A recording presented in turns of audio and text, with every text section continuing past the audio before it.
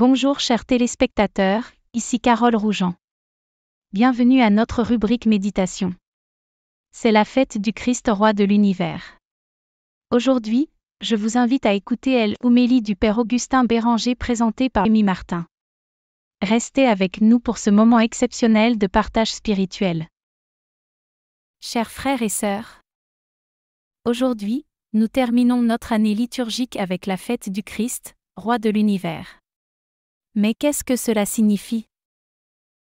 Un roi est un chef, un dirigeant qui exerce l'autorité sur un territoire et sur ses sujets. Prenons quelques exemples de rois terrestres. Louis XIV, Alexandre le Grand, ou encore Ramsès II. Ces rois ont connu la gloire et le pouvoir, mais leur règne était temporel et limité. En revanche, Jésus est roi de manière unique et suprême. Sa royauté est spirituelle et éternelle. Son règne ne connaît ni fin ni limite. Il règne sur toute la création, sur les cieux et sur la terre. En tant que roi, il est plein de compassion, d'amour et de miséricorde envers ses sujets.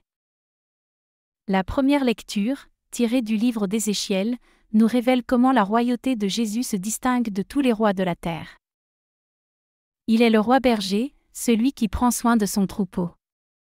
Sa proximité et son souci pour son peuple sont sans égal.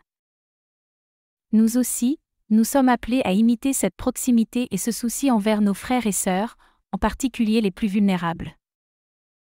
Le psaume nous montre une autre dimension de la royauté de Jésus. Il est un roi de justice, qui défend les opprimés et exalte les humbles.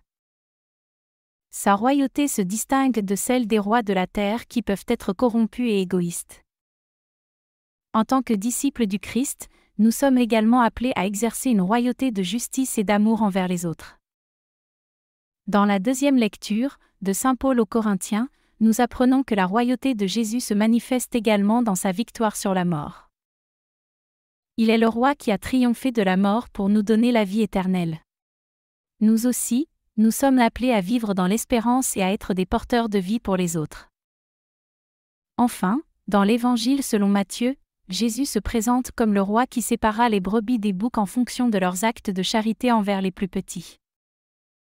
Sa royauté se distingue de celle des rois terrestres qui cherchent le pouvoir et la richesse. En tant que disciples du Christ, nous aussi sommes appelés à être des rois de charité, à chercher le Christ dans les plus petits et à les servir avec amour. Mes frères et sœurs bien-aimés, pour être de bons rois à l'image de Jésus, nous devons répondre à cet appel à la proximité, à la justice, à l'espérance et à la charité.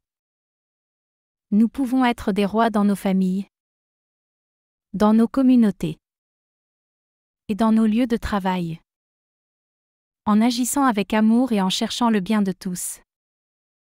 Prions maintenant pour que le Christ, roi de l'univers, nous assiste et nous fortifie dans notre désir de devenir de bons rois à son image. Seigneur Jésus-Christ, roi de l'univers, guide-nous dans notre marche quotidienne et aide-nous à imiter ta royauté d'amour, de proximité et de charité envers les autres. Pour notre exercice de la semaine, engageons-nous à accomplir un acte de charité envers quelqu'un dans le besoin. Que cet acte reflète l'amour et la compassion du Christ qui règne sur nos vies. Bon dimanche et à très bientôt. Merci de nous avoir rejoints pour cette précieuse homélie du Père Augustin Béranger. Nous espérons que ces paroles ont résonné en vous et ont apporté une lumière à votre journée. Restez connectés pour plus de moments inspirants et enrichissants.